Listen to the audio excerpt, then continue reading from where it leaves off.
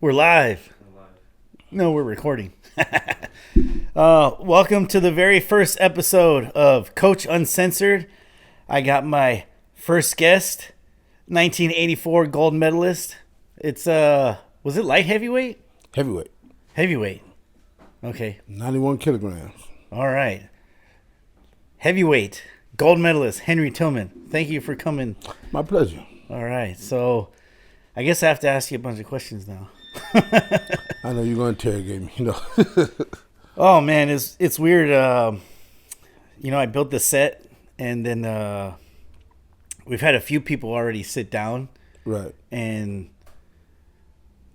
one person cried, and then I think when you sit down in the chair and like somebody's talking with you, it's easy to get Like a caught. psychiatrist. Yeah, it feels like you're You're ironing your life out in front yeah, of the world. exactly. But so thanks for coming on the show. My pleasure. One of the things I want to talk about, and I mean, it's the huge part of your life, right? You won a gold medal in the '84 Olympics, and Yes. then 2028, LA's coming back with the Olympics again. How do you feel about that? I think it's great. I mean, California, Los Angeles is a great state and city. And I think it's fit for it, as long as we prepare, because in '84, they done an excellent job with the Olympics. It was the most successful Olympics in Really? history. Yeah. Why was it the most successful? Well, monetarily it was, and medal count. Oh, Yeah, that's when we did the best. the best. Well, the '80s were a good time, right? Yeah. I think Reagan was in office. Everybody was making Reagan money. was always, yeah. Good cocaine going around. Yep, they was bringing cocaine over here. Yeah, so you're saying it was a good time. I'm wondering, because LA's pretty rough right now in certain areas. Downtown. We have built a bunch of stadiums. We got SoFi, and then I don't know all the names of the stadium. There's the one. There's the one where they had the Crawford fight. Did you go to that one? What, the SoFi? No, the other one. BMO. What is BMO? Oh, the BMO. Yeah. Yeah, it's Like a soccer stadium, isn't it? Yeah, it is a soccer stadium. Yeah. So we got that. What else? That built. used to be the former sports arena. Oh, Yeah, it's right there, sitting right next to the Coliseum. is that where the Clippers played? No, the Clippers play at they got their own over. Is that the BMO over there with the old farm? What is that? That's the No, SoFi. SoFi. And SoFi what's is the next other to the Great Western Forum. one? Intuit. Okay, they play at the Intuit Dome. Oh, okay. But back in the day, they used They to play, play in at the sports arena. That's right. Yeah, I never been there yeah. because nobody ever went to. That's where the Clippers. Because nobody went to Clippers games. Back then, not really. I used to go because I had a couple of buddies that played for him at the time. All right. Well, don't tell them I didn't go. So, yeah. So I'm hoping LA can, we'll probably clean up the city somewhat. you Oh, know? I'm sure they are, because the whole city will be on display Yeah. around the world. So, Still got some time too. yeah, not that much, because this 25 is gone. Yeah. And 26 then like the next Olympics. week. The Olympics start July of Yeah. 28. So you start in January, you're gonna have exactly a year and a half. Yeah. Well, that's exciting. We got hopefully we got some fighters out of this gym. Maybe one, maybe two that might have a chance to make the Olympic team. Nationals is going on in Lubbock, Texas right now. Right. So when you fought to get to the '84 team, like how many tournaments did you have to do to get on the team? Shoot, we fought the sports festival, which was a nationals tournament. The nationals, National Golden Gloves. Yeah. The World Championship Amateurs, which was in the same arena, sports arena. Oh, really? In that April, then we fought in that same arena. I lost to Willie DeWitt from Canada. Yeah. And I thought I won. And I believe to this day I won. I think I outboxed him. And I knew in my heart and mind then he wouldn't beat me. Yeah. If we ever met in the Olympics. So how many fights did you have when you went to the Olympics? Did you have like 30, 40? Because heavyweights don't really have too many fights Well, as far as I I had more know. than that because I fought quite a few Yeah. international fights. Yeah. And I fought in all the tournaments. And if I lost, it'd be in the finals. So I fought 4 or 5 times every time. So that's my. I'm going to have to go back and just go through my seriously. You think you had more than 50 amateur fights by the time you got to the Olympics? Because like Deontay Wilder, from what I remember, he didn't have, I think, somewhere around 20 or 30 by the time he got to the Olympics. Same thing with Anthony Joshua. I think he was somewhere in the 30s when he got there. Yeah, I might have been high 30, 40s, maybe 50. Yeah. I have to really sit down and go over my amateur record. So I know I had 31 pro fights. Yeah. How do you feel about the that they don't wear headgear anymore on the international level? Because you guys wear headgear. Yeah, I had one fight without headgear when I started boxing in 1982. How'd you like that? Well, I didn't know nothing about boxing, so it never fazed me one way or the other. Okay. Just like when I was fighting, I didn't care about no records. I didn't know what it meant no way. Yeah. Like when I was fighting them guys with all them fights, my trainer, Mercer Smith, he never told me, man, this guy's supposed to beat you up because he got too much experience. He never told me that. You know what I mean? I just fought. And I knew if I win, it's better than losing. So you started boxing in 1982? In 82. And 2 years later, you were in the Olympics? Yeah. Wow. Yeah, I started in YTS, Youth Authority. Yeah. Yeah. So that the Youth Authority, what'd you call it? YTS, Youth Training School is an actual Youth name Training of it. School. But it's a Youth Authority, California Youth Authority. So that's something that was ran by the state. Yes, it was up north. I mean, I'm sorry, it was up in what's that area over there called? Pomona, Chino. Oh, Chino, yeah. In Chino, yeah. And there was that's where the bad kids go, isn't it? That's where troublemakers go, right? Were you starting fights or what? You're on the verge of going to prison when you go, because it's right next door. It's a chain link fence that separates YTS from Chino prison. Yeah, I think I've heard like some rap songs talk about. I think Snoop Dogg talks about going to Chino. It's right next door. And we used to go over there and fight them guys. They had a boxing program over there too. In the big jail, the big they house. They used to take me over there to fight them guys. Oh wow. Yeah. Yeah. And so you just kick the shit out of everybody, or what? Yeah. They used to tell me, "How you gonna bring a boy over here to do a man's job?" Oh wow. I was young. I was 21 maybe. Oh, 21? Yeah. Were you intimidated when you had to go fight against the? A little bit, yeah, I was. I mean, because they are grown men. They're 35 and 36 years old, you know. Yeah. I'm a fresh, brand new 21, still wet. You know what I mean? Well, I mean, when it comes to fighting, though, I think being young doesn't hurt, you know? No, it didn't at all. You got energy. Yeah. And I think we had better training with Smitty. Yeah. You know, I think some of them guys just were doing something just to kind of do it in a sense and not really taking it serious. But Smitty had us really taking it serious, you know.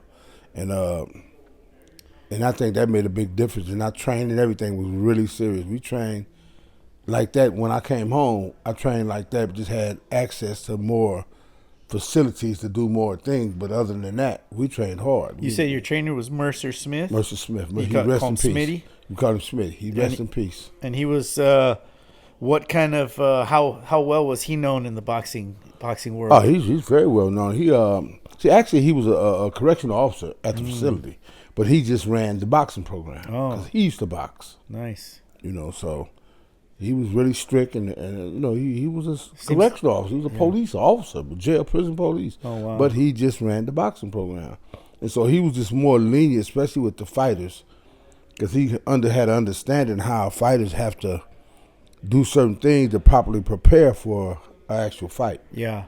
And so when he did that with us, he had us eat right. He even got us special food from the kitchen. While you were in the in the youth authority? Once he seen it, because I was on the football team first. Oh, okay. Me and Monster Cody, rest in peace also. We was on the same football team in YTS. I wasn't even thinking about no boxing. You know, but then I would have a few fights and stuff like that, you know, and I just always was kind of pretty good with my hands, even in the street, you know, in fish fighting and stuff. Wow. I never really liked fighting, but I just get into fights, you know, because people always seem like, you know, people try to bully people all the time back then. It wasn't as many guns. It was mostly fights, or you get jumped on, and then you jump the guy, baby, that kind of stuff, you know. Yeah. Every now and then a guy get cut or something, or maybe stabbed, but not like today, man. Girls will shoot you now. Yeah. You look at somebody wrong, they want to shoot you. Pull a gun on you. Hey, man, I thought I knew you. Well, especially you run across somebody like 6'4", 280 pounds. Yeah. You're like, I'm not trying to fight you, buddy. Exactly. They're going to pop you. Yeah. So this, your trainer, Smitty, correction officer, man, he must have had an interesting life. He was a boxer, and then, I mean, that's a good place to be picking up future champions, right? I mean, you got some tough kids in there. There was some tough kids in there when I was in there, like Sugarfoot. He was a little kid. He was half Latino and half Indian. And he can go. He was 119, 120. And these were all boxers in your box? All of us was inside. Lonnie Gray, big heavyweight. See, there should be a movie about that. Yeah. And he went home right before I got there. He went home, but he's come back in there and work out with us. Oh, okay. There was a bunch of fighters that used to be in there that's come back and work out with us, and that was in there that was pretty good, but they didn't go as far as I went. Yeah. But they did. It was really, really good. What's going on, guys? This is Coach Marco from Sweet Science. I'm here inside Goat Fight Shop. I want to talk to you a little bit about a new boxing course that I have coming out for everybody. You can know absolutely nothing about boxing, but if you take my course, I guarantee you will win your first fight. It's going to teach you everything from A to Z. It's going to be the boxing Bible. You're going to have to be committed. Once you put your money down, this is going to be weeks and weeks of training. Okay, but I'm going to be right there with you. I'm going to show you everything that you've ever wanted to know about boxing. So if you're serious about getting your boxing game up, becoming the best boxer you can, you need to sign up for this course right now. So then, was the training, because you were in the system there, and it seemed, and he was a corrections officer, the training was it very regimented? So then when you got out and you kept training for boxing, you were like kind of groomed already for that type, like boot camp almost, right? Yeah, it was like I was in training camp. Yeah. Wow. You know, well, no wonder you got so good in 2 years. Yeah, because that's all I did. It was that, and then I went to school. Damn. I went and got my certifications to be a welder. You know, I can heat him, gas, and the shit overhead, meg tag. I can do all that. Oh man. All I would have to do is take my safety test. Yeah. And pass, and I can go right back to work. You always seem like a handyman because you're, but when you asked me to borrow tools, I'm like, but I hate to let people know, because once people know that you know how to use tools, they always call. Come and fix this. Yeah, I know. It's like when you have a pickup truck. Yeah. Everybody think you got your pickup truck to help people haul stuff. No, I just like a pickup truck. For if I want to haul stuff, I do it. Yeah. But I don't mind helping friends, like that. Yeah, that's how I feel too. I like fixing my own stuff, Yeah. And sometimes it's hard to say no, but yeah, you gotta learn to say no. But because I mean, they'll take all your time. Yeah. You won't have time to do nothing that you want to do. Yeah. Yeah. So I want to talk about the Willie DeWitt was his name, right? Yeah. Canadian heavyweight. Pretty good boxer himself, I think. A great fighter. Yeah. We fought about 5 times. Yeah, I was gonna say you faced them. You faced them quite a few times in the amateurs and a few times in the pros. So everybody knows that you faced Mike Tyson. You beat him 2 times on the way to the Olympic team. Right, and those were good competitive fights also. But I think your rivalry with DeWitt was it probably better, I think. He beat me in the Commonwealths. He beat me in the International. He beat me in the World Championships. And then we fought again in the finals of the Olympics. Yeah. And I won every round. Yeah. Okay. So. Okay. Yeah. I watched the fight. Mm-hmm. It was a good fight. How do you feel? Do you remember the interview with Howard Cosell after? It's crazy that Howard Cosell was commentating on that fight. Yeah, he commentated a few of my. I know almost a lot of my amateur fights. I couldn't believe it. I was like, oh man, it's like you're right there in the I don't know, the legendary time of the sport. I like the one he did when I fought Claude Smith out of Germany. Okay. I had like probably 13 fights. Okay.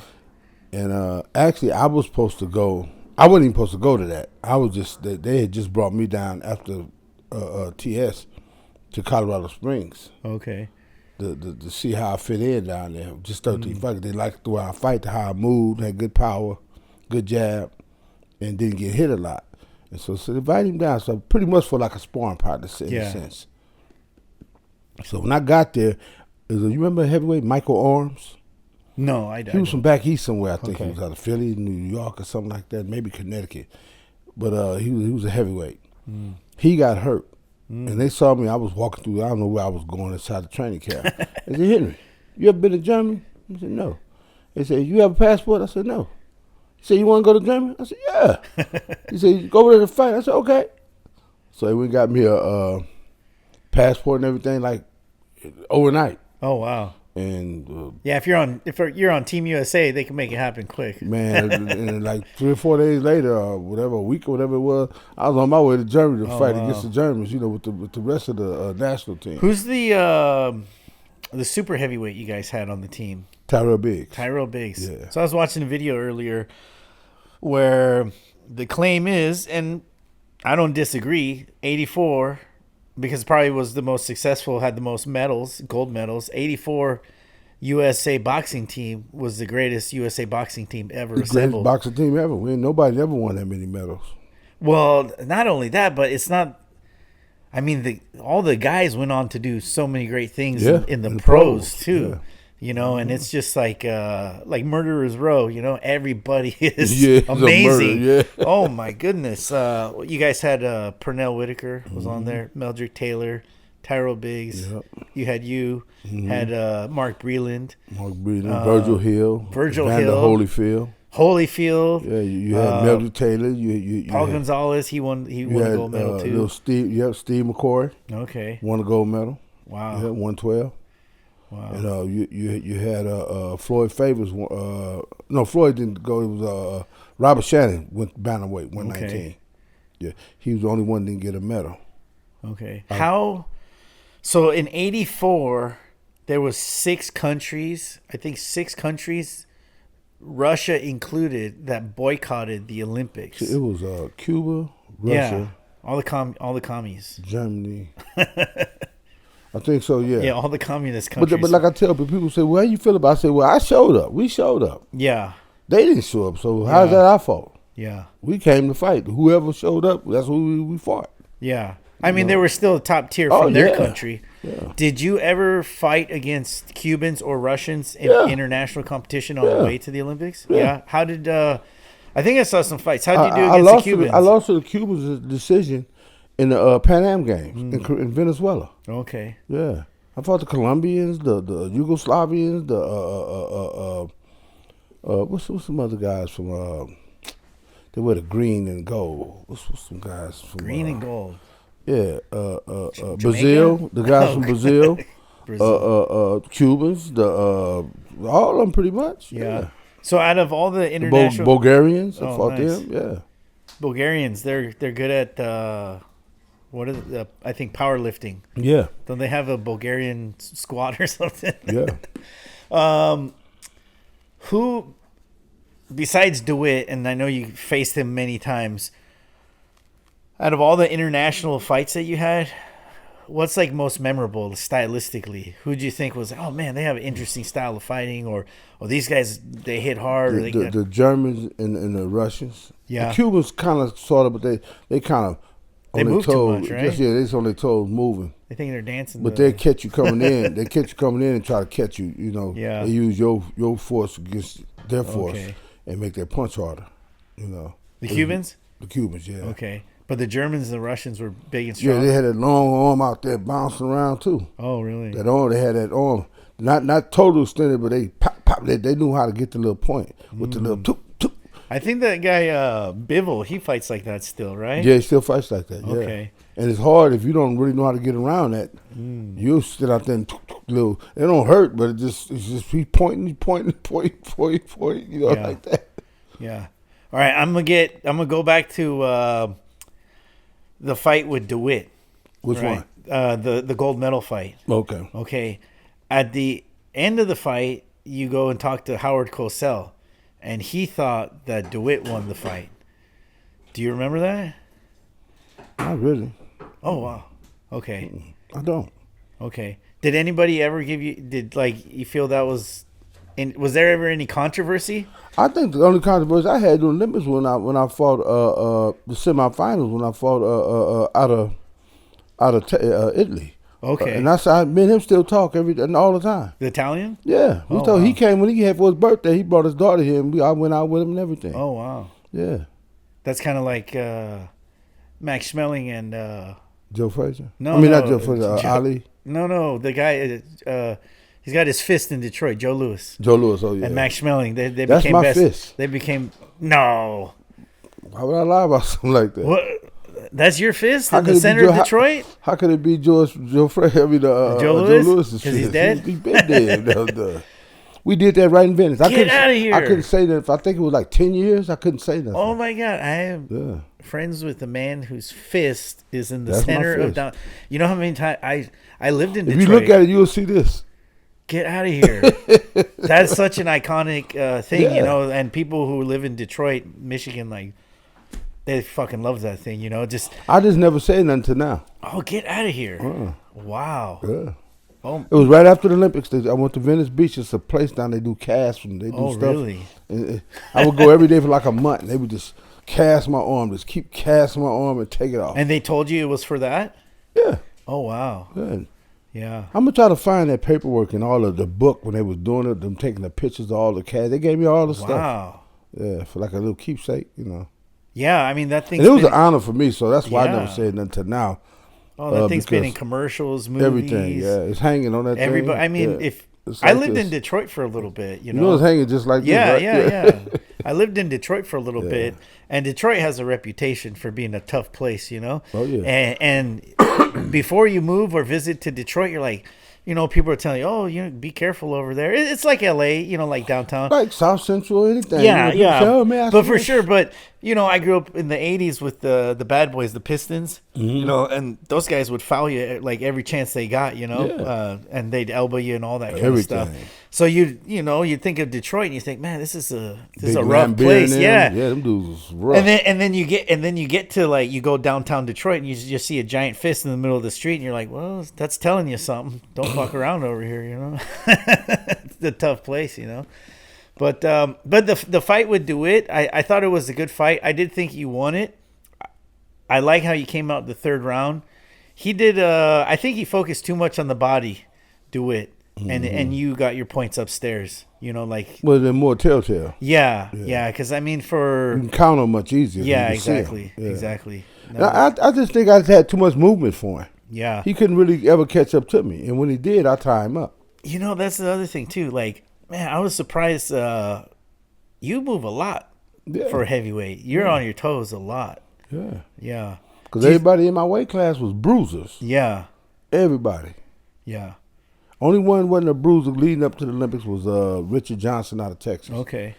Everybody else, the kid out of Kansas City, Kansas, what was his name?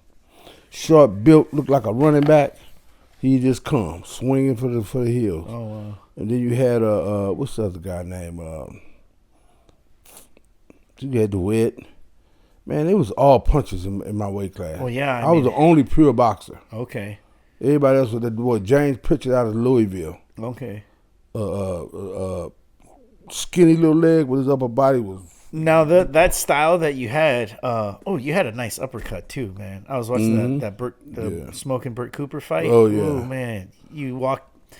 George Foreman had a nice uppercut. I don't know what we call it in boxing, but you kind of feint it and you walk in and just sneak it in. The short lead uppercut. Yeah, Wilcox, what was his name? Jersey Joe had a a tough uppercut too. Yeah. Bang. Yeah. Just knock all your mouth. So that style, is that something you worked with Smitty on? It's like being on your toes a lot, popping the jab. Yeah.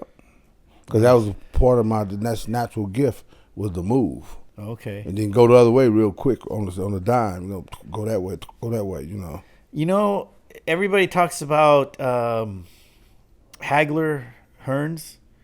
I don't know how many rounds they went. 2, 4 in their fight? 3. Yeah, okay. So and you know, from the first bell till They would let them go. They were letting them go. But your fight with Burt Cooper was like that too, and it was like that for 12 rounds. Yeah. You know, I was expecting somebody to get tired, and there was moments where either like both of you guys got tired, but then you kept coming back with flurries. Yeah. You know, and that fight, did you go down that fight one time? Twice? Okay. Yeah. Early. Yeah. Second round. Yeah, and I thought I didn't see. Of course, I haven't seen all your fights, but damn, were you like in the zone? Do you feel like that was one of your best performances ever? Yeah, it was definitely was up there. I mean, I didn't win the fight, you know, And I thought it could have been a draw, Yeah. to the worst. Well, I saw mostly just highlights, but to me, it didn't look like Burt did enough to win either. And Except for the knockdowns. That's yeah, what, yeah, but he was really he was getting caught with a lot of stuff in the later rounds. A lot of stuff. Yeah, man, that was a good fight. So I would recommend people, if you like boxing, want to see a classic fight, something that compares to Hagler Hearns, but in heavyweight form. But that was a cruiserweight fight, though. Cool, that was a cruiserweight fight. That's a heavyweight, though. Yeah. Time you get to that fight, 200 pounds. Yeah, exactly. Yeah. But watch Tillman and Cooper smoking Burt. And you've been in the ring. We talked about amateurs, but on the pro side, you've been in the ring with Mike Tyson, Burt Cooper, Evander Holyfield, and a whole bunch of other ones. Willie DeWitt. And Willie DeWitt. In pros, too. He retired after that fight. You know that? When he fought Cooper? No, he fought you, and then he retired. Oh, did he? Because he's an attorney now. Yeah, He's yeah, a defense I read about attorney. him. Yeah. But he was always. I never understood why he fought. He was. Yeah, I mean, his family's rich. Yeah. His parents were great. Both his parents knew my parents. Oh, we really? fought so many times. Oh yeah, I bet. By the third time, you're like, "Hey, let's go to you dinner." get tired after. of fighting the same guy, man. I'm telling you.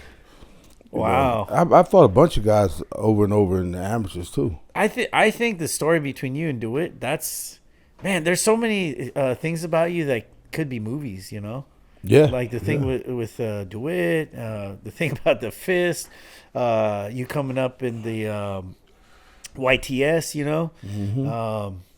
I guess growing up on not in the East streets, side. but growing up, East side. Yeah, in the street, but not living in the street because I had a mother and So father. But just running the streets, being just a asshole in the street. Yeah. So you grew up in Los Angeles. Born and raised. Yeah. Whereabouts? 89 San Pedro, and then over by Fremont. That's in the heart of LA. Yeah, right then we there. moved to Fremont over there on the other side of Avalon between Stanford and McKinley. Oh wow. A little further east, then about 8-9 blocks north of where I was born and raised. So then, it was a big thing when Oscar De La Hoya won a gold medal because he was the East LA Golden Boy. Right. But the '84 team had Paul Gonzalez, who was from East LA, Yep. and had you were from LA also. Right. So how was how did life change after you won a gold medal? Oh, it changed tremendously. You win the Olympics. Yeah. You can't get no bigger than that. That's the biggest stage in the world. Did you get a Wheaties box? No. No Wheaties box? No. Oh man. Well, I think nowadays I could print one out and get you one. Yeah, because nowadays it's more diverse than then. Yeah. Everybody was trying to act so like everybody was so much straight laced or whatever you call it. Everybody was pure, no trouble. Everybody have something. I don't even think anybody really. Young people don't pay attention to Wheaties box like they used to. Growing up, that'd be a big thing for us. Oh yeah. Well, Ali made the Wheaties cereals, box. I think George Foreman made it. Yeah. Who else? Sugar Ray Leonard. They all made the Wheaties box. They didn't put you on there. Mm-hmm. Who else? All of them was gold medalists too. Oh man, I gotta call General Mills and say, the Olympics is coming up. Why not do a retro one? Yeah. Wow. Speaking of something, okay, I looked up Wikipedia, and Wikipedia says that your wife's grandfather is Jesse Owens. My ex-wife. Okay. We're not married no more. Okay. We've been divorced for a while. Okay. Yeah. Mm-hmm. Okay, so she carried the torch in the Olympics. That's how I met her. Yeah. Okay. Mm-hmm. Well, that seems like I don't know, good place to meet somebody. Yeah. Like, hey, I'm an Olympian. You an Olympian? But she carried the torch. She wasn't an Olympian. No, though. she wasn't in the Olympics. Okay. I think she ran track in college in Arizona. Do you guys have kids? No. No kids? Oh man, I was gonna say like the lineage of. Peter Urbross told Gina and I, if you guys have kids, I don't care if it's a girl or boy, I'm gonna invest. Oh yeah. Whatever they want to do. He said, because the genes there. Yeah. Yeah, because Jesse Owens was a track athlete, and I believe he was like in the 1932 or 36. I believe. And that was. I think 32 was here. Okay. Or 36 was here. He wanted away. Well, he ran in front of Hitler. In Germany, and then supposedly Hitler threatened him. Oh, did he? Better not win, from what I hear. That 'cause I've seen different versions of the thing, but the one was where he told him, if you win, you will never leave here alive. Wow. And he still went ran one, not one, but 4 gold medals. Yeah. You know, he's like Hitler wouldn't even shake his hand. Oh wow. He left. Wow. Yeah. Embarrassed. Yeah, I've never seen too many fast white runners. So, well, Americans on track, especially with the 100-meter, we leave everybody 100, in the 200, dust, 400 man. into that. They yeah, sprinters. You know, boom. Wow. Yeah. Because Ron Brown was on with us in '84. Okay. He went on to play with the Rams, receiver. Okay. And running back. Yeah. Here in Hawthorne, I think 84 or 88. The high school team set the national record for the 100-meter, and we had 2 alumni from Hawthorne ended up going to being on the USA track team. Yeah. Wow. So that's kind of our little connection there. But yeah, that's kind of an interesting fact that you were married to Jesse Owens' granddaughter. So yeah, I was 10 years. Wow. And I guess you're married now? No. Okay.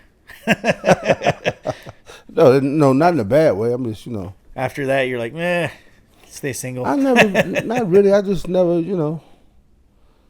just remarried yet. Well, I'll say this: if I get divorced, I'm never getting married again because it's. I mean, everybody's different. You know why? Because there'll never be anybody as good as my ex-wife. Pretty Who's much. currently my wife. Yeah. That's a safe way to say it. Yeah, there you go. I'll go see. Guard your tongue here, buddy. That's fun. So when you turn pro after, so everybody has this idea, we're amateur boxers. I coach a lot of amateurs. We got some pros now, but everybody has this idea. You win a gold medal, you go to the Olympics, you're set. I used to hear these, I don't know if they're rumors, but you hear people, man, you just get to the Olympics, there's promoters and managers, they're just waiting with a briefcase of money. They want to sign you, Yeah, it was. Oh, was it? Yeah. So, how was it after the Olympics? You won a gold medal? Was there, different managers offering you all kinds of cars, money? All kind of stuff. Promoters? Yeah. What? How much money were they offering you? Emmanuel Stewart gave Virgil, now he gave me $10,000, gave Virgil $5,000, and Floyd said, you don't have to pay it back, and then I want you just to come down, look at our program down here, Kronk. Then we were down there, we worked out and stuff, and did some sparring and stuff. That was like a week or so. Oh wow! That's when I first met Prentice Bird. Okay. Yeah, because him and Emmanuel Stewart, time I met all of them, went over to their houses and everything, went to dinner and. So Emmanuel Stewart gave you $10,000 just to go train with them and try it out. Yours. We're proud of you. You won a gold medal. Oh wow! Same thing with Virgil. You won a silver medal. Here's $5,000. It's yours, whether you sign with us or not. But we want just to congratulate you and come down here and see our facilities. Yeah. And how we do our program. And then, so who'd you end up going with? With a business man. He's a part owner of that group Duran. Oh really? And some other place down in New York. He was the manager for that group? Well, he was part owner of some part. So he had something to do with money. I don't know if he was the manager or this investor or what. Man, the people that get involved in boxing, is so strange sometimes, Yeah, it is. But as long as you got money, yeah, they're like, where do we spend all this? Exactly. And he owns, I forgot, he owned it used to be a restaurant, an Indian restaurant on the top of Times Square. Okay. And he had some investments in that. Oh, wow. Because he took us to dinner there, and you sit down on the floor, and your feet are down into this little thing, and the table's here. Oh, okay. And they bring on the food. You turn the table, whatever you want, come up there, and everybody take this bread. As long as you don't sit on the floor. It's the floor, but so you're sitting on a little But your cushion. legs are hanging your down legs still? are down in the floor. Okay. You know what I mean? Yeah. And the table's right here. And if we in there eating and you walked in, you way up here on the floor. Oh, wow. And we sitting on the floor on a cushion. And you sit down, find your spot, and you sit down. You put your legs down, and you sit And down. that guy made a ton of money off that? I guess so. Yeah, it was nice. It was really nice. And the food was good. And he was your manager for your whole career? No. The beginning of my career. Okay. I met him on the airplane, and actually we was on our way to New York. to watch the rest of the team. You know, Tyrell, Holyfield, Mark Breedland, who else was that? Pernell Whitaker and Melvin Taylor. It was 5 or 6 of them turned pro. They called it the Night of Gold. Remember? Okay. Yeah. So they flew us in to watch, and then Okay. the you know, me, Virgil, Frank Tate, and another guy. Some of the other guys flew us in to kind of, you know, show us in the audience watching our teammates turn pro, because I hadn't turned pro yet. So And I met him in first class. oh, all right. You know, and I've never flown first class. Yeah. First class got to be nice, right? Yeah, just get there at the same time as everybody else. Yeah, but you could probably sleep better. Oh yeah, it's much more comfortable. Yeah, You ever I'd rather go first. you ever flown Spirit? Yeah, yeah. I flew Spirit. Where did we fly Spirit to? I think to Cabo one time. Oh man, that's got to be rough. Yeah, but this was a kind of a big plane though. It wasn't one of them little bitty Spirit I flew planes. Spirit a couple weeks ago to Vegas. You know, a 45-minute flight. The seats don't recline though. No. And as soon as I get in the terminal for the Spirit, there's a lady on the phone just cursing out somebody, and I'm like, she's like, "F this, F you mean I gotta pay $100 fucking to fucking Change my flight. yeah, to change my flight?" Yeah. And I mean, I thought she was gonna give herself a heart attack, and I was like, "Oh man, this is Spirit for sure." But anyways, so the first manager, the Duran guy, His name was Donald Zuckerman. Donald Zuckerman. Sounds like a rich guy. Yeah. How long were you guys working together? For about 4 years. 4 years. Yeah. And what did he offer you? What did he give you to get you to sign with him? Well, you know, I don't disclose stuff like that, Why not? That happened a long time ago. but it still happened.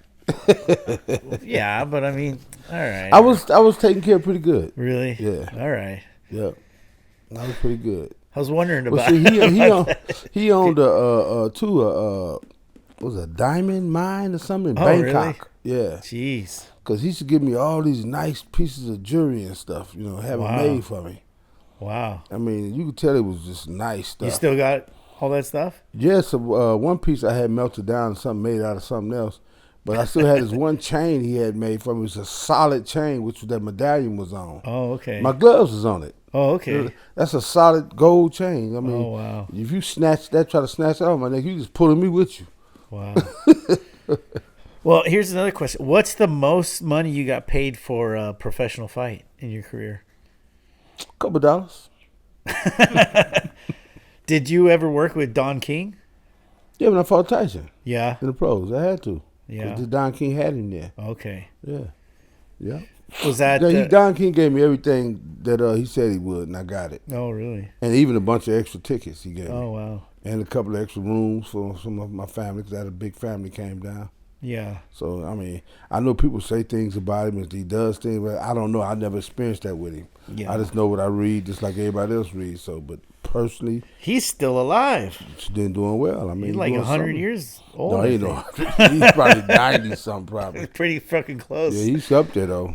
I hope I can live that long, shoot. Yeah. My father lived to be 91. That's Oh, really? Yeah. Well, Don King's kind of like he's like an American icon now. Yeah. You know, the hair, the personality. Well, my thing is, like, they accuse him of all this stuff all these years, and a lot of these promoters are doing the same thing right now he was doing then. Yeah. You know, he was the promoter, his son was the manager, Carl King. Okay. They're doing the same thing now, all of them. Did you have a specific promoter that you fought under more often?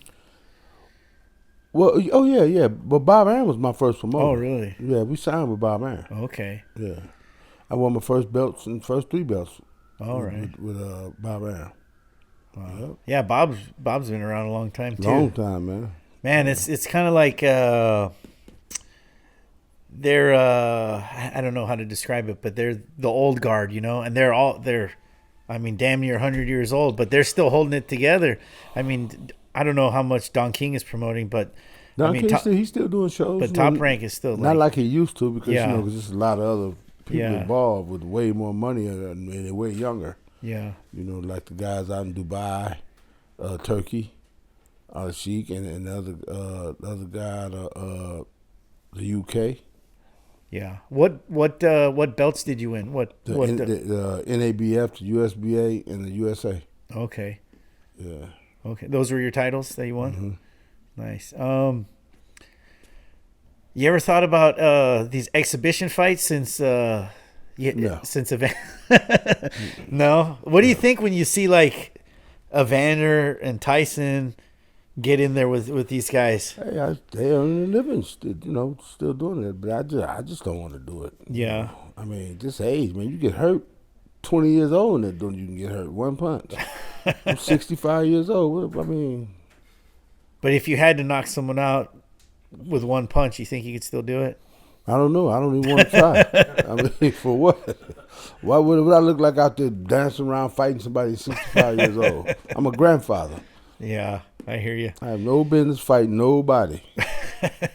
I mean, what if the money's right, though? There ain't enough money to do that, though. I mean, just think about it. All right. Go in there and get all the rest of the little sense I have left knocked out of me. Yeah. What did you think? Did you see Mike Tyson fighting Jake Paul? He fought that, that social media kid. Oh yeah.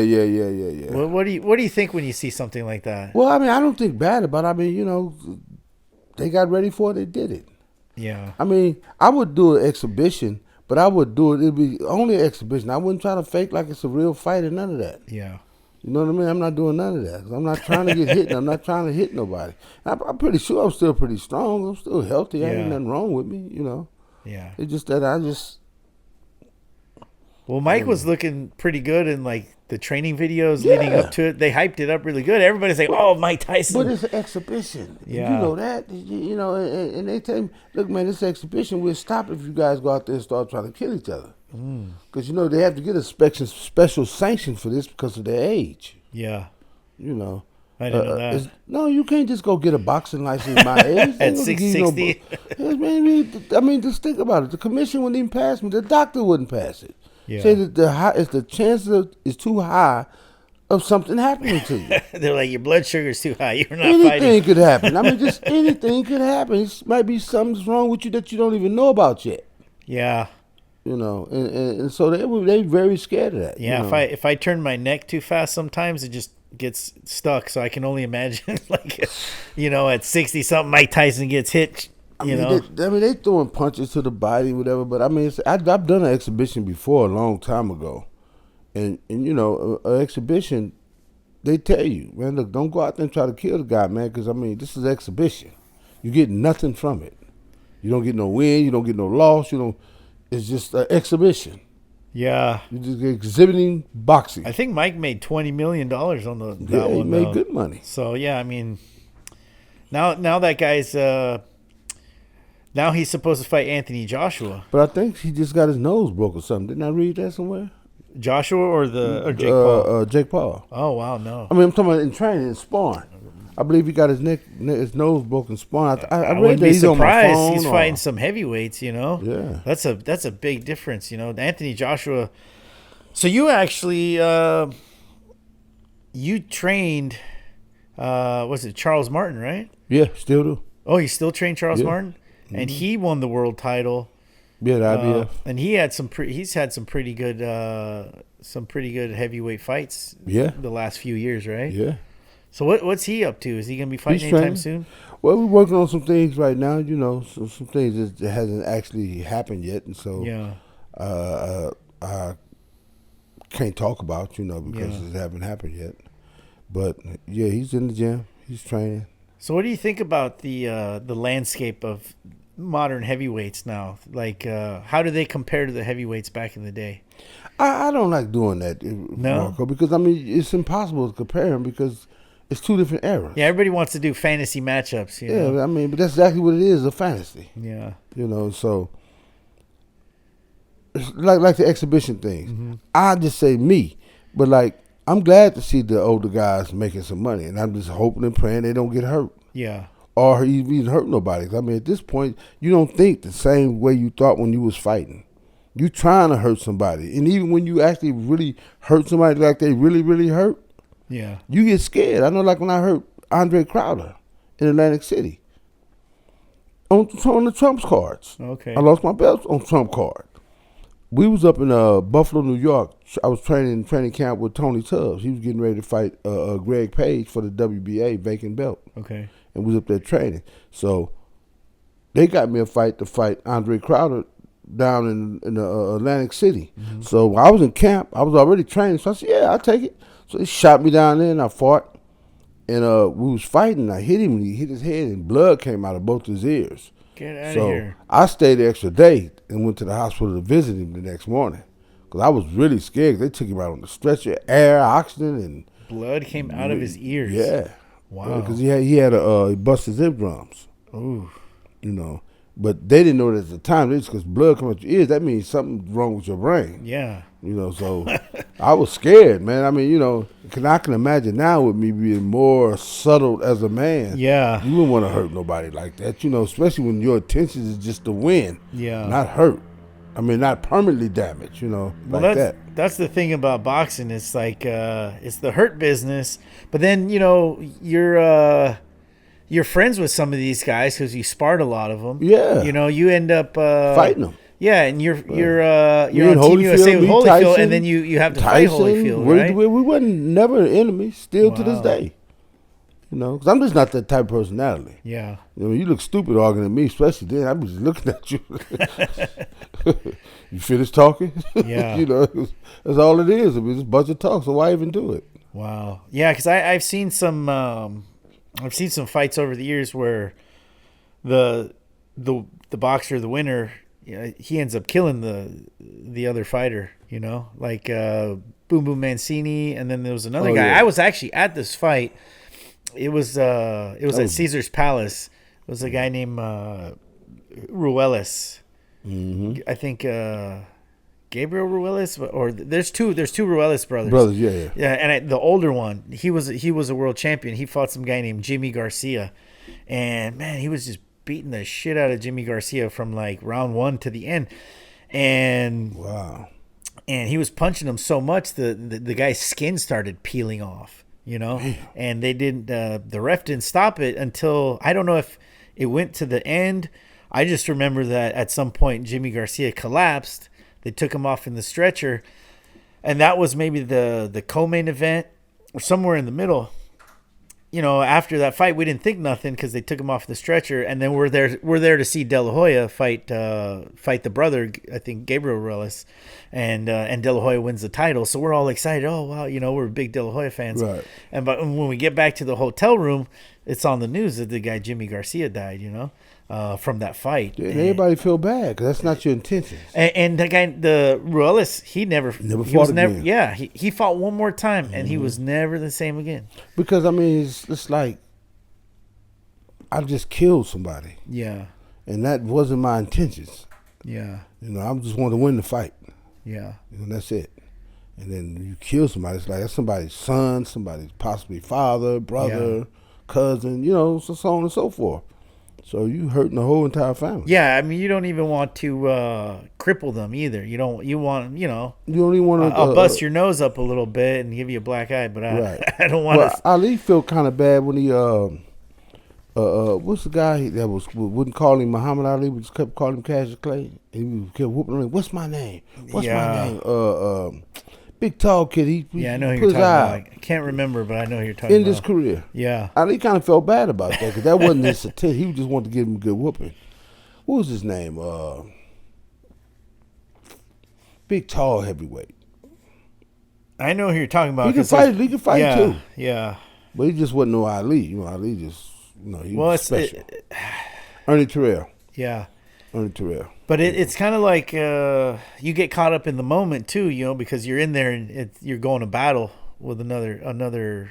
Oh, boxer. You trying to kill him at that moment? Yeah, so it's hard not to hold. It's hard to hold back. No, you can't. You let it all go. But if it actually happens, you just like, oh my God, I wasn't trying to kill this cat, man. I was just trying to beat him.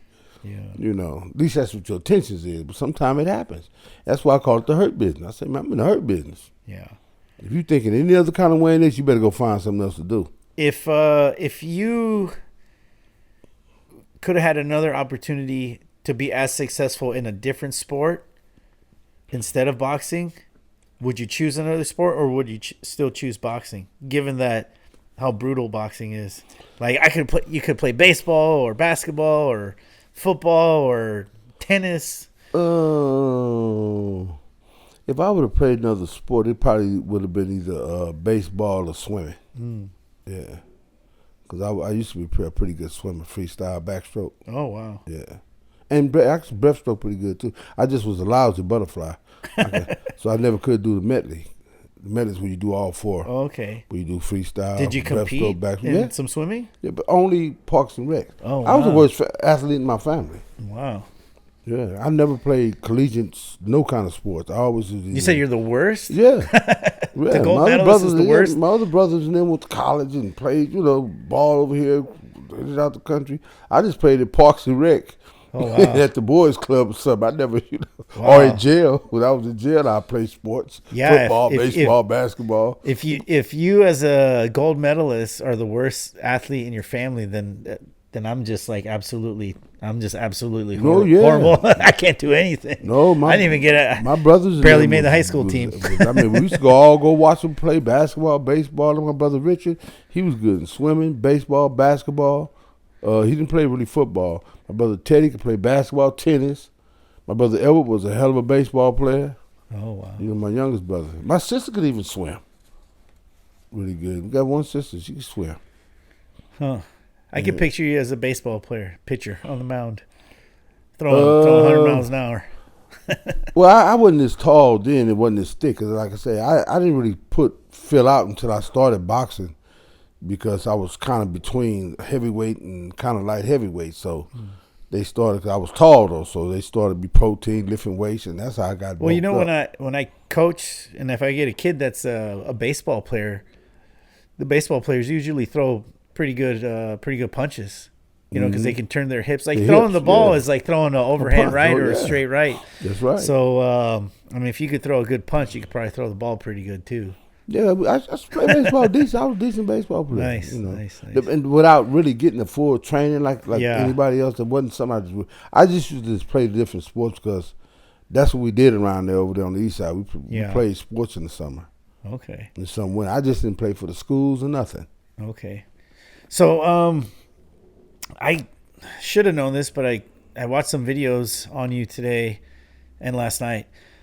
And then I ran into a video, or I came up on a video about the 1980 USA boxing team. And the 1980 USA boxing team, all the members died in a plane crash. Yeah, on the way to Poland. Yeah. Yeah. So even the coach, what was that real famous coach there? He's a real good coach, a black guy. Coach Johnson. He was on the plane too. Yeah. So there must have been some Byron some Lindsay. really good boxers on if they're on Team USA. Yeah, Byron Lindsay, all of them was on that. Did you know any of those guys, or you did? Not you then, but I know who they were. Okay. Today I do now, but I didn't know them then because I wasn't even boxing then. Okay, and it's been announced that there's a movie on Netflix that's getting produced. It's called Team 84. No, Fight for 84. Fight for 84. Yeah. And Jamie Foxx is supposed to be in it. Yeah, he's playing Roosevelt Sanders. That's the coach, right? Yeah. And part of the story is that he's rebuilding the program from the ashes of this plane crash. Correct. Losing, our top fighters. Team, yeah. And then building. We boycotted that year. Yeah. Yeah. Yeah, interesting, right? There was a boycott, and then Team USA wanted to get some international, I guess, competition because they're not going to the Olympics or whatever, and then they crashed in this, and they crashed half a mile away from Poland. Yeah, from where they were going to land, or a mile or something. So they were, I guess, on their way to land, but. Yeah, did that have was that any kind of inspiration for the team in '84? Did the coach talk about that? Did the program talk about it? Was it brought up a lot? Yeah, it was talked about because it was still kind of fresh, Yeah. Just only 4 years since that happened, and it was they had a nice team, real good team, and they used that and showed film and footage of different guys that inspire you to want to go and and become an Olympian. And see, I took it gave me a crash course on all about being an Olympian. You know, I watched film, watched story, I read books, and what all comes with being an Olympian. You know, it's just like alumni. You know. Yeah, it's a small group of people. Yeah, exactly. It's like, just think about how many heavyweight gold medalists it is in the United States. Yeah. Ever, period. It's not that many.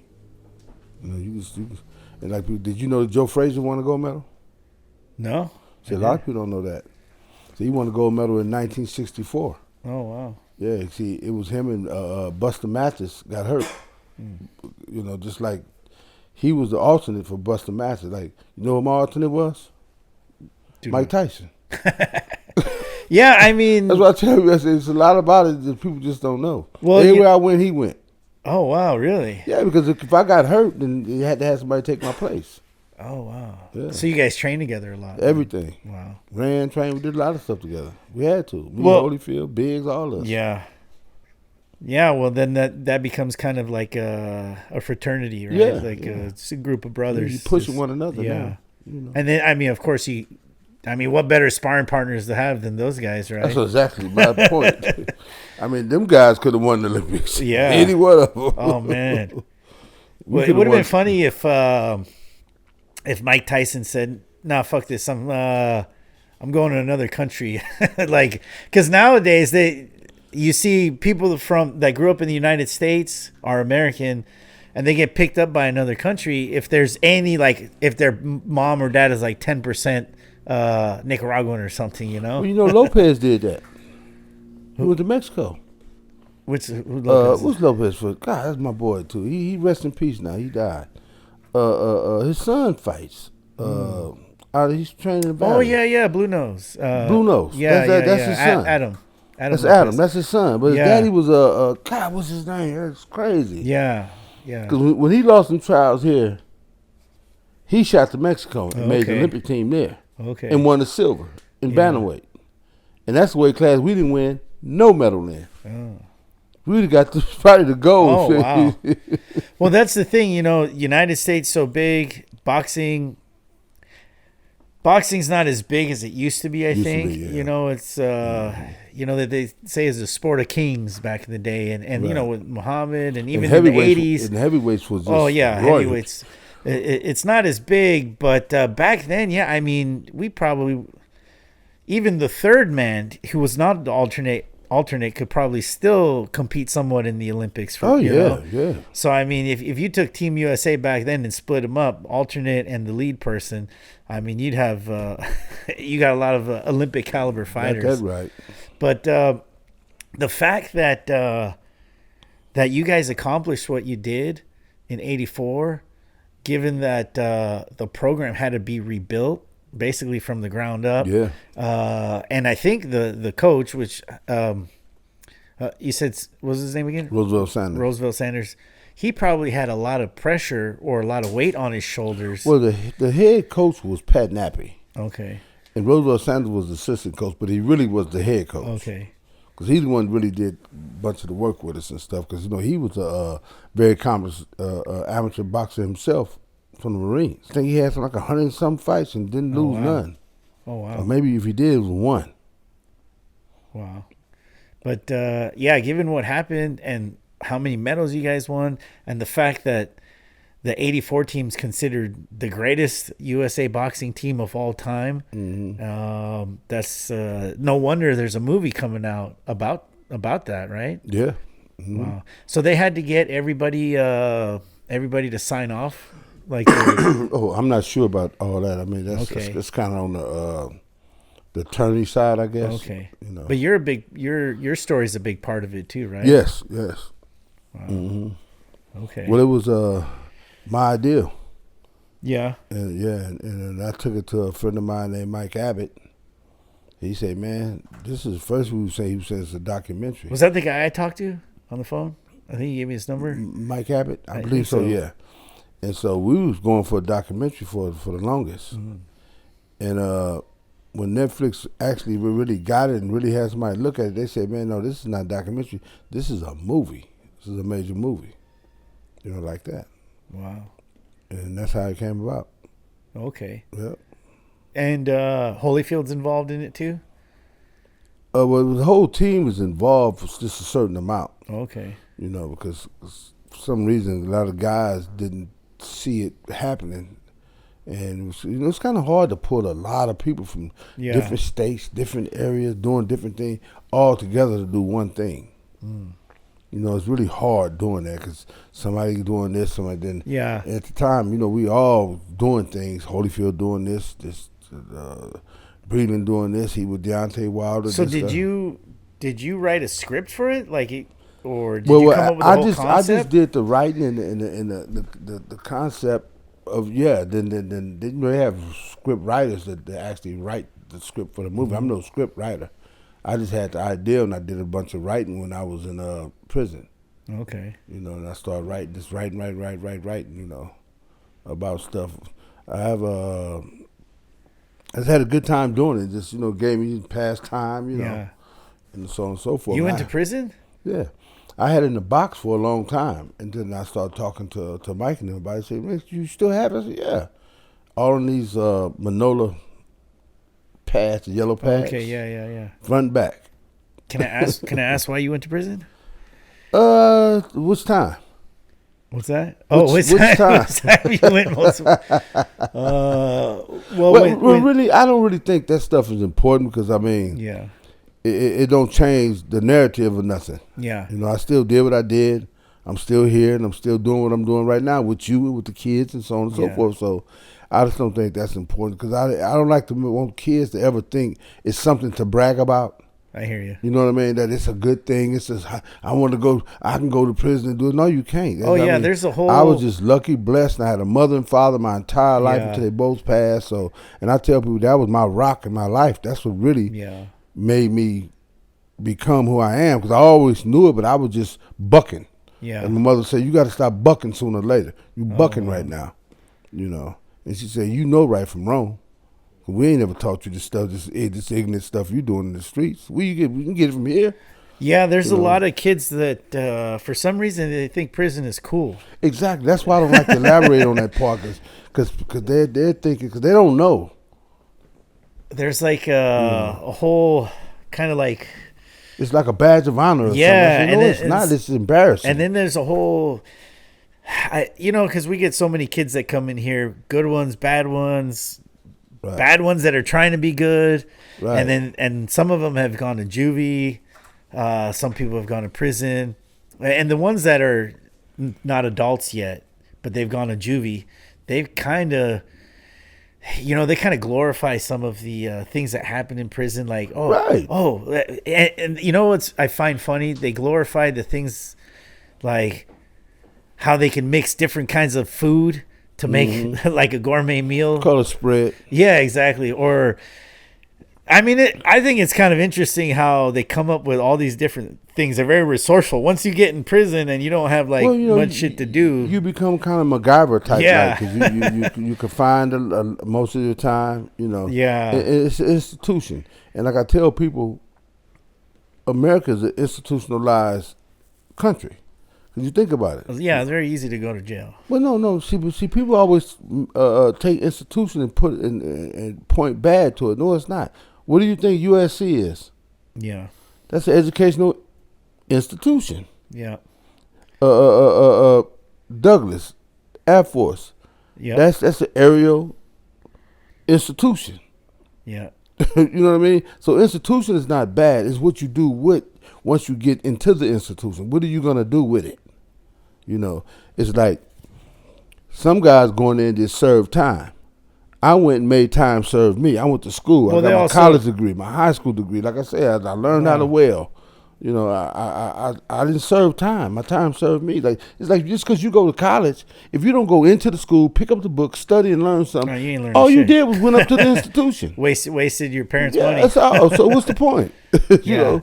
And then also, idealistically, the prison system or the institution is supposed to be for reforming people. Exactly. But you have to have it in you somewhat to want to reform. You have to want to reform. Yeah. No matter where you are, whether you're on the streets or in prison, Yeah. Just because you go to a college don't mean you're going to be a college graduate and get a $300,000 annual a year job if you don't go in there and put nothing between your two ears and learn a trade or learn whatever it is you're going to school for. Yeah, 100%. Otherwise, you just attended an institution for 4 years. You wasted time. Yeah. You didn't make that 4 years time serve you. Well, it's funny you bring up welding and you learned all that stuff because my dad went to jail. He went to a federal prison. Right. He was 18 years old, and he was, from Mexico, and he was transporting, I think, about 300 pounds, somewhere like that, 300 pounds of some marijuana, and he got busted. He told me he had done it many, many times. He just got caught that one time. He got caught that one time, and his English was pretty good, and he'd been used to doing it, but just this one time he got caught, and he told me he did have a bad feeling about it. He ended up going to I was in Lompoc. Okay. Federal penitentiary. He went to somewhere in Colorado, federal prison in Colorado. Oh, yeah, they got a couple of them up there. Yeah, they got one of the toughest prisons in the United States in Colorado. wow. It's under the ground. Oh, wow. He didn't really talk too much about it, but he did learn. That's what Charles Manson was, remember? He was in Colorado. What's the name maybe of that prison? they were bunk. It's more than one there. It's more than one there, yeah. though. One prison. And when I was a kid, he used to tell me, "Oh yeah, I used to live in Colorado." And then when he got older, I said, "Dad, when did you live in Colorado?" And then I said, "Why you live there?" And then it came out, "Oh, I was in prison there for 4." He was there for 4 years, but he learned to weld. He learned to become a machinist. Right. And he actually would make. He told me that he would make rings for the guys, and they would give it to their old ladies when they'd come and visit. So these guys would be trading with him rings and cigarettes and different stuff. So that's how he got by. I made furniture and stuff while I was in there. Furniture? Yeah, when I was in TS. 'Cause I had welding. I took up woods and craft. I can run a planer, table saw, all that stuff, man. Drills and all that. Wow. Well, in that sense, it's good. Yeah. Well, because some guys is going in and just sit on a shelf, as we would say. Yeah. You just sit on the shelf. Different than these dogs sitting right here. Yeah. They won't move until you move them. Yeah. So they just sitting on the shelf, waiting to get out. Then when they get out, they don't know what to do. Yeah. They have no plan. That's it. There's no plan. The only plan was to get out. But get out and do what? There's people like that not in the prison system, just sitting outside on the shelf. No plan. Just come outside with no plan. Just come outside. Yeah. I get up. I plan to come to the gym. Yeah. That's my plan, to come to the gym. And that's where I think boxing is a big help for anybody that's on the shelf. If you ain't doing shit, come to the gym. Get in the gym. Yeah. You might not like getting punched in the face, but still something I to do. believe it motivates you, because it's to me, like I tell people all the time, boxing and life coincide to one another to me. Yeah. What you put in boxing is just what you get out. If you don't put in no Golden Glove work, you're not winning no Golden Glove. Yeah. Or gold medal, whatever, or belts and whatever. You ain't going to get that stuff. They ain't not giving that stuff away. Like in life, if you don't put in Rolls Royce work, mansion work, you're not getting no Rolls Royce or a mansion out of life. If you're not putting that kind of work in. What you put in is what you get out.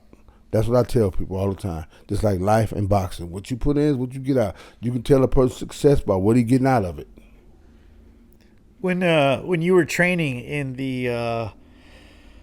your prime and you were pushing yourself, did you ever talk to yourself in your head and like how, I don't know what I'm trying to say. It's like about quitting and no, time. well, did you ever feel like, damn, this is like the hardest I've ever pushed myself, but I'm going to do it, Yeah, many times. Yeah. Many times. That's kind of like a good, you're like in the zone though, It's just like when you finna fight this guy, that guy, your mindset go to another whole different, there's levels and everything. Yeah. It's one thing when you first coming in the pros, you fighting these guys, opponents, guys that you're supposed to beat. Yeah. And going and going and going. Then when you start getting up there and you start fighting these top tier guys, it's a whole different mindset, a whole different training, a whole different eating, a whole different sleeping, a whole different everything. Mm-hmm. It's not no walk in the park. You're not walking your dog no more. You are the dog now. Yeah. How many title fights did you have? Whether it was defenses or fighting for a title, contending. So me and Holyfield fought for the WBA cruiserweight title. Okay. Yeah. And then Burke. Man, that cruiserweight division was pretty good back then. It was stacked then. Yeah. What a time to be a cruiserweight. It was stacked. You sometimes you can't give that belt away in the cruiserweights, you know, because everybody just skips right past it, you know. Your guy going light heavyweight because they want the money. That's crazy. Cool. Well, I don't know. I think we talked a lot of boxing and a lot about life. Yeah. I don't want to make you late for your appointment after this. Yeah, I just got a doctor appointment. But yeah, I think thank you for your time. Yeah. Hope you enjoyed it. I did. Yeah, it was cool. It was giving me some ideas. I'm gonna have you on mine too. I'm kind of thinking about setting mine up like this here to give more room and because I have a oval round kind of like desk in mine. Yeah. And I'm thinking about. I thought about doing a desk and just putting it here and then one here and one there, but then I don't know. You know, the camera just sees this, so we don't need that much space. I was kind of thinking about taking that desk and turning it around, make like you sitting in there, so you can set stuff on your loop over here, and I set things on my loop over here, whether it's the mic or your juice or whatever it is. Yeah. You know, or whatever you're advertising. I'm gonna turn it around and see how it look. Yeah. And see how much the room. Well, hope we inspired you a little bit. Oh no, most definitely, yeah. Because I mean, you don't need as much stuff as you think you do. No, it's not the stuff you have, as long as it's quality stuff that works, and it's the guests you have on what makes the show successful, not the mic. No, nobody care what's the name of this mic. You know, except the director back there. Yeah, I mean, nobody looking. What mic is that? Forgot to ask. Were you in Rocky 5? Yeah, Rocky 5. Yeah. You fought against Tommy Morrison in that? No, I fought. In the finals. Yeah. Oh, okay. Yeah, I fought him in the top 10 contender. Wow. Yeah. I'm surprised. Were you around when he was fighting? Were you still? You were still fighting, right? Yeah, me and him was in training camp up there in Potomac with Sugar Ray Leonard. And okay. Ray and them was looking at him and I to sign. Oh, and they flew us down there, and we sparred almost every day. We went inside of a prison. Sugar Ray Leonard used to train in a prison or something down in D.C. And we used to go in there and box damn near every day. Oh, so you sparred Tommy Morrison? Yeah, we sparred almost every day, yeah. Wow. Good guy. Hard-hitting joker. Yeah, he had a nice left hook, right? Yeah, but you know, I had them legs, so I fixed that. Yeah. Did you ever spar Ray Mercer? No, I sure did, no. Okay. He was on Olympic team too, 88, I think. Was it 88? I think so. I don't know. I think he was an Olympian. He won a gold. Yeah. Was it 88? I don't know why I was thinking it was 92. I think it was 88. I believe it was. Yeah, 88 was pretty good too. I mean, Mercer was because that's when Lewis won the super heavyweight in 88. Cause he won the silver in 84. Okay. And then he won the gold in 88. Who, Lennox? Yeah. Okay. He was in 2 Olympics too. I met Lennox. Nice guy. Nice guy. Very Great tall. guy, man. Yeah, he's really nice guy. Great guy. So real easy going. Yeah. Very chill. Hard worker though. He worked hard. Big man though. Big man. Yeah, big. Good guy, yeah, Manuel did a great job with him. So Manuel did a great job with a whole lot of everybody. fighting. Everybody. He just was a great training, a great guy. Yeah. So if I could be 5% of Emmanuel Stewart, I'll be a great coach. Yeah. Exactly. Did you meet Stallone when you did the movie? Yeah, we was together every day. Yeah. He come down, be around all the time. Yeah. That's cool. So there's a Rocky 4 poster back there. Huge Rocky fan. Grew up watching it. Rocky 4 is my favorite because he beats the Russian and saves America from communism. But Rocky 5 is a close second there for my favorite Rocky. Yeah. Just because we had a lot of fun doing it too. Yeah, man. That was a fun movie. Yeah, we had a lot of fun doing it. All right. Well, next time they call you for to be in a movie, don't forget about me. Okay. Thanks, Henry. Appreciate it. Thanks for having me on, Marco. All right. Big shout out to our sponsor, Tequila Mandala. Thank you for sponsoring our show. Every guest who is a guest on Coach Uncensored will get a bottle of Tequila Mandala, Blanco or Reposado. Even if you don't like to drink, you will like Tequila Mandala. Very good. Very good.